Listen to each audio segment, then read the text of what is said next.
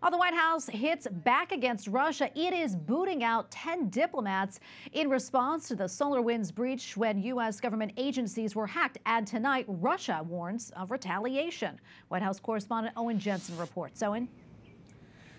Tracy, along with diplomats sent packing, dozens of companies targeted as well, not just for the SolarWinds hack, but for election interference too. Now it's wait and see what the Kremlin does. In the Oval Office, President Joe Biden meets with members of the Congressional Asian Pacific American Caucus. So anyway, I'm looking forward to our discussion with the caucus.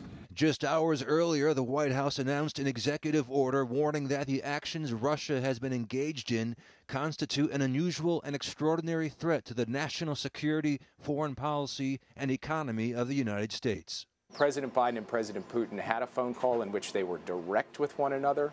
They understood one another. President Biden made no bones about the fact that we will be taking actions this week. National Security Advisor Jake Sullivan also says President Biden wants stability with Russia, with the goal of avoiding a cycle of confrontation. White House Press Secretary Jen Psaki said the objective is not to escalate. We can't predict what the impact will be, but we still believe that when there's unacceptable behavior, we should put consequences in place. Today, the Russian Foreign Ministry countered, Joe Biden saying answers to sanctions will be inescapable and Washington will pay for the degradation of bilateral relations. Still, at least 9 American agencies and private sector companies were hacked, and Secretary of State Antony Blinken warned in a tweet, "We will continue to hold Russia to account for its adversarial actions." One thing both countries have agreed to is extending the last remaining nuclear arms control New START treaty.